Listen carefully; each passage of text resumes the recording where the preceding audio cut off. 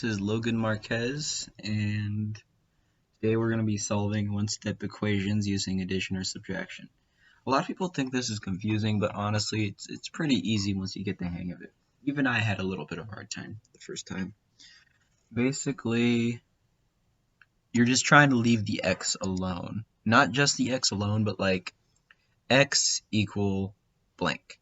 You just want it to be like that. And also, to get the x alone, you need to know an operation called an inverse. Basically, an inverse is you're doing each operation has an opposite operation. Basically, you're reversing the whole thing. You're just reversing the effects. For example, right here, 19 equals x minus 3. You don't want that 3 there. You want it to just be x equals blank, or in this case, 19.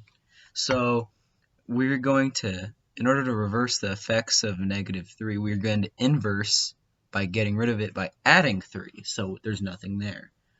But also what you do to one side, you have to do to the other. So you have to add 3 to 19, and you also have to add 3 to -3, and then you get 22 equals x, or a lot of people like to put it like this because it looks better. X equals 22. That is our answer for example 1. Using subtraction, using addition to reverse the subtraction. Example 2, we have an addition problem. So this time we're going to do the opposite of what we did before. We are going to subtract it. But right here we have 15 and 14.